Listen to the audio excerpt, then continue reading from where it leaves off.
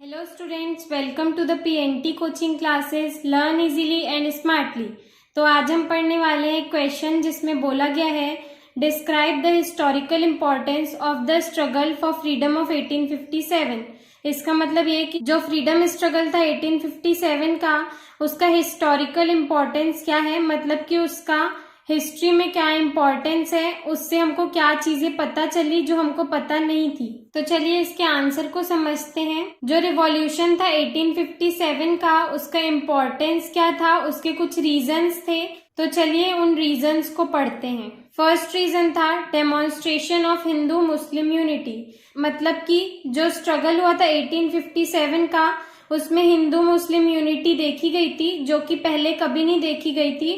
तो डेमोन्स्ट्रेशन मतलब कि दिखना या प्रदर्शन होना, तो उसमें हिंदू मुस्लिम यूनिटी का मतलब कि हिंदू और मुस्लिम की एकता दिखी थी। तो जो रिवॉल्यूशन था 1857 का, उसका बहुत ही इम्पोर्टेंट रीजन था ये, क्योंकि पहली बार ऐसा हुआ था कि हिंदूज और मुस्लिम्स जो थे वो एक साथ लड़े थे, फॉट टुगेदर, मतलब कि एक साथ युद्ध लड़े थे ब्रिटिशर्स के खिलाफ इस रिवॉल्यूशन में। तो ये रिवॉल्यूशन और भी ज्यादा इम्पोर्टेंट बन जाता है क्योंकि हिंदू और मुस्लिम एक साथ लड़े थे। इस रिवॉल्यूशन की हेल्प से पहली बार हिंदूज और मुस्लिम्स के बीच में सेंस ऑफ अफेक्शन डेवलप हुआ था, मतलब कि स्नेह का भाव आया था एक दूसरे के लिए, एक दूसरे की केयर की फीलिंग आई थी हिंदूज और मुस्लिम्स को एक दूसरे के लिए। जो नाना साहेब थे और बहादुर शाह थे, उन दोनों की कंबाइंड फोर्सेस इसका एग्जाम्पल है। कंबाइंड फोर्सेस यानी कि दोनों की आर्मीज, दोनों की सेनाएं एक साथ मिलकर लड़ी थी, दोनों की ताकत एक हो गई थी। तो ये 1857 के रिवॉल्यूशन का एग्जाम्पल है। इस रिवॉल्यूशन में ये दिखा था कि जो हिंदूज हैं और जो मुस्लिम्स हैं वो भी एक हो सकते हैं, माइट बिकम यूनाइटेड, मतलब कि पहली बार ऐसा फील हुआ था कि जो हिंदूज और मुस्लिम्स हैं वो एक साथ हो सकते हैं। सेकेंड पॉइंट है राइज ऑफ न्यू एंथुसियाज्म, मतलब कि एक नया जोश, नया उत्साह आया था इंडियंस में, उसकी शुरुआत हुई थी। राइज मतलब कि शुरुआत हुई थी नए उत्साह, नए जोश की। 1857 के रिवॉल्यूशन से पहले, प्रायर मतलब कि पहले, जो इंडियंस थे वो ब्रिटिश को अजेय मानते थे, इनविजिबल यानी कि अजेय मानते थे, मतलब कि उनको हम हरा नहीं सकते हैं, वो कभी भी हमसे हारेंगे नहीं, हमेशा जीत ही जाएंगे। तो इंडियंस को ऐसा लगता था कि जो ब्रिटिश हैं वो कभी हार नहीं सकते। लेकिन इस रिवॉल्यूशन के बाद जो इंडियंस थे उनका भ्रम टूट गया, इल्यूजन ब्रोक यानी कि भ्रम टूट गया, क्योंकि जो ब्रिटिशर्स थे उनको बहुत सारी जगहों पे बहुत बुरी तरीके से मात मिली थी, उनको हार का सामना करना पड़ा था। हालांकि इंडियंस ये रिवॉल्ट हार गए थे, लेकिन किसी किसी जगह पे इंडियंस ने ब्रिटिशर्स को मात दे दी थी, जिसकी वजह से इंडियंस का भ्रम टूट गया कि हम जीत नहीं सकते हैं। तो जो इंडियंस थे उनमें एक सेल्फ कॉन्फिडेंस आ गया था इस रिवॉल्ट के बाद। उन्हें ऐसा लगा कि हम एकजुट होकर ब्रिटिशर्स को फेस कर सकते हैं, उनको हरा सकते हैं और उनका सामना कर सकते हैं, लेकिन उसके लिए हमें एक होना पड़ेगा, बाय बीइंग ऑर्गेनाइज्ड, मतलब कि एक होकर के लड़ना पड़ेगा। तो इससे न्यू एंथुसियाज्म का राइज हुआ था। थर्ड पॉइंट है participation of farmers in the revolution. Farmers ने भी पार्टिसिपेट किया था 1857 के रिवॉल्यूशन में। तो इस रिवॉल्यूशन का स्पेसिफिक कैरेक्टरिस्टिक क्या था, मतलब मेन कैरेक्टरिस्टिक क्या था कि इस रिवॉल्यूशन में फार्मर्स ने भी पार्टिसिपेट किया था, क्योंकि इस रिवॉल्यूशन से पहले फार्मर्स ने किसी भी पॉलिटिकल मूवमेंट या फिर किसी भी स्ट्रगल में पार्टिसिपेट नहीं किया था। पॉलिटिकल मूवमेंट यानी कि किसी भी राजनीतिक लड़ाई में पार्टिसिपेट नहीं किया था।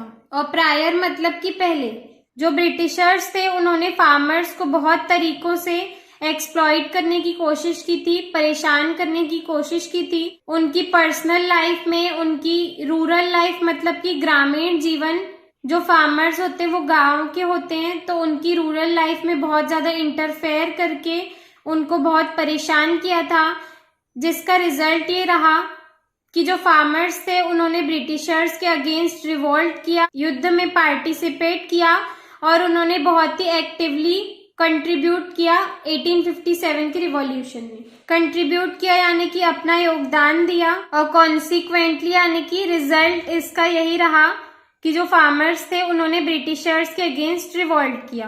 फोर्थ पॉइंट है assurance to Indian kings and nawabs, मतलब कि इंडियन किंग्स और नवाब्स को एश्योरेंस दिलाया गया था, विश्वास दिलाया गया था। इस पॉइंट की हेल्प से समझेंगे इन डिटेल में कि क्या विश्वास दिलाया गया था।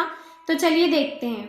जो 1857 का रिवॉल्यूशन था उसके बाद ब्रिटिश इंपेरियलिस्ट को ऐसा यकीन हुआ, ब्रिटिश इंपेरियलिस्ट यानी कि ब्रिटिश साम्राज्य के लोग या ब्रिटिशर्स बोल सकते हैं, उनको ये यकीन हुआ कि अगर उनको इंडिया पे ब्रिटिशर्स का राज करना है, उसको स्ट्रॉन्ग बनाना है, तो उनको इंडिया के किंग्स के साथ फ्रेंडली रिलेशंस रखने होंगे, अच्छे संबंध बनाने होंगे, तभी वो इंडिया पे राज कर सकते हैं और अपने साम्राज्य को स्ट्रेंथन कर सकते हैं, मतलब कि उसको स्ट्रॉन्ग बना सकते हैं। तो इस बेसिस पे जो क्वीन विक्टोरिया थी, क्वीन विक्टोरिया ब्रिटिशर्स की क्वीन थी, मतलब वो इंडिया पे राज करती थी उस टाइम पे, तो उन्होंने ये अश्योर किया, मतलब कि ये विश्वास दिलाया इंडियन किंग्स को कि आपका किंगडम, मतलब कि आपका राज्य आपसे छीना नहीं जाएगा फोर्सफुली, मतलब कि आपसे जबरदस्ती छीना नहीं जाएगा, ऐसा अश्योर किया उन्होंने इंडिया के राजाओं को। तो इंडियंस की जो भी ट्रीटीज थी, मतलब कि संबंध थे, रिलेशन थे या टर्म्स एंड कंडीशंस थे कंपनी के साथ, मतलब कि ब्रिटिशर्स के साथ, वो बिना किसी चेंज के वैसी ही रहेंगी। रिटेन्ड यानी कि ब्रिटिशर्स उनको धोखा नहीं देंगे, कुछ भी चीट नहीं करेंगे, तो बिना किसी चेंज से वो वैसी ही रहेंगी। फिफ्थ पॉइंट है unprecedented development of means of transport and communication, मतलब कि means of transport and communication का, जो भी ट्रांसपोर्ट और कम्युनिकेशन के साधन होते हैं, उन सभी का अनप्रेसिडेंट डेवलपमेंट हुआ, मतलब कि जो हम प्रिडिक्ट नहीं कर सकते, बहुत ही जबरदस्त तरीके से डेवलपमेंट हुआ ट्रांसपोर्ट के मीन्स का और कम्युनिकेशन के मीन्स का। तो जो 1857 का रिवॉल्यूशन था उससे पहले means of transport and communication, मतलब कि एक जगह से दूसरे जगह जाने के साधन और बातचीत करने के साधन इतने ज्यादा डेवलप नहीं थे, वो सिर्फ एक लिमिट तक ही स्टेब्लिश्ड थे, मतलब एक लिमिट तक ही वो इंडिया में थे, जिसकी वजह से ट्रांसपोर्ट एंड कम्युनिकेशन ना होने की वजह से जो कंपनी ऑफिसर्स थे, मतलब कि जो ब्रिटिशर्स थे, वो प्रॉपरली यूटिलाइज नहीं कर पाए कम्युनिकेशन एंड ट्रांसपोर्ट को रिवॉल्यूशन में क्रश करने के लिए, मतलब कि रिवॉल्यूशन में लोगों को कुचलने के लिए वो मीन्स ऑफ ट्रांसपोर्ट को यूज नहीं कर पाए, यूटिलाइज नहीं कर पाए, जिसके कारण 1857 के रिवॉल्यूशन के बाद जो ब्रिटिशर्स थे उन्होंने एक जाल बिछाया, मतलब कि रेलवेज का कनेक्शन किया, लेड अ नेटवर्क यानी कि एक जाल बनाया रेलवेज एंड सभी ट्रांसपोर्टेशन सर्विसेज का, टेलीग्राफ, रेलवेज और पोस्टल सर्विसेज का। यहाँ पे जाल बोलने का मतलब ये है कि बहुत सारे रेल की पटरियां बिछाई गई। सिक्स्थ एंड लास्ट पॉइंट है attention to weaknesses of Indian feudatory and kings. तो जो इंडियन फ्यूडेटरी और किंग्स थे, फ्यूडेटरी मतलब कि लीडर्स, इंडिया के जो भी लीडर्स और किंग्स थे, उनका इस रिवॉल्यूशन की वजह से अपनी वीकनेस पर अटेंशन गया, ध्यान गया। जो रिवॉल्यूशन था 1857 का, वो लाइट थ्रू करता है, मतलब कि लाइट डालता है सेल्फ इंडल्जेंस, कावर्डाइज एंड कन्फ्रंटेशन पर। सेल्फ इंडल्जेंस मतलब कि जो इंडिया के लीडर्स एंड किंग्स थे वो सिर्फ अपने बारे में सोच रहे थे, मतलबी हो रहे थे, तो उसको सेल्फ इंडल्जेंस बोला गया है। कावर्डाइज यानी कि कायरता, तो जो इंडियन किंग्स और लीडर्स थे वो कायर लग रहे थे, मतलब कि उन्हें डर लग रहा था ब्रिटिशर्स से। और कन्फ्रंटेशन का मतलब है कि जो इंडियन किंग्स और लीडर्स थे वो आपस में ही लड़ते रहते थे, जिसकी वजह से ब्रिटिशर्स उनका फायदा उठाते थे। ड्यूरिंग द रिवॉल्यूशन यानी रिवॉल्यूशन के टाइम पे जो रिवॉल्यूशनरीज थे, जो क्रांतिकारी थे, जो युद्ध लड़ रहे थे, वो स्ट्रगल में अपनी लाइफ को सेक्रीफाइस कर रहे थे, अपनी लाइफ को त्याग रहे थे। उसी टाइम पे कुछ इंडियन किंग्स और फ्यूडल चीफटेन्स जो थे वो ब्रिटिशर्स को सपोर्ट कर रहे थे। इंडियन किंग्स इंडिया के राजा और फ्यूडल चीफटेन्स यानी कि लीडर ऑफ पीपल, मतलब कि लोगों के थ्रू चुना गया लीडर। तो जो कुछ इंडियन किंग्स थे और फ्यूडल चीफटेन्स थे वो ब्रिटिशर्स को सपोर्ट कर रहे थे, जिसकी वजह से इस रिवॉल्यूशन का बहुत ही हिस्टोरिकल इम्पोर्टेंस है। तो इस रिवॉल्यूशन के बाद सभी लोगों के एम में यूनिफॉर्मिटी हो गई थी, मतलब कि सभी का एक ही एम हो गया था कि ब्रिटिशर्स को इंडिया से भगाना है, कम्युनल हार्मनी यानी कि जो सभी लोग थे इंडिया के वो एक सोच से आगे बढ़ रहे थे, जिसको सामंजस्य या सद्भाव बोल सकते हैं। तो सभी एक सोच से आगे बढ़ रहे थे। और सेंस ऑफ मास कोऑपरेशन यानी कि बहुत सारे लोग मिलके, मास यानी कि बहुत सारे लोग मिलके कोऑपरेट कर रहे थे, सभी साथ दे रहे थे, जिसकी वजह से जो 1857 का रिवॉल्यूशन है उसका बहुत ही ज्यादा नेशनल इम्पोर्टेंस है। तो यही सारे हिस्टोरिकल रीजंस थे जिसकी वजह से जो 1857 का स्ट्रगल था वो बहुत ही ज्यादा इम्पोर्टेंट हो गया था।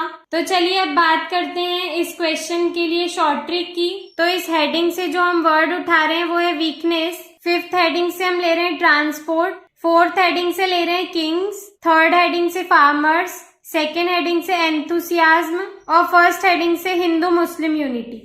तो स्टूडेंट्स ये जो स्ट्रगल था इसका बहुत ही ज्यादा हिस्टोरिकल इम्पोर्टेंस था, जिसकी वजह से जिस टाइम पे ये स्ट्रगल हुआ था तो ये स्ट्रगल बहुत ही फेमस हो गया था। तो इसकी यही शॉर्ट ट्रिक है कि हिस्टोरिकल में HE आ जाएगा, जनरली HI होता है हिस्टोरिकल के लिए, लेकिन हम HE ले रहे हैं।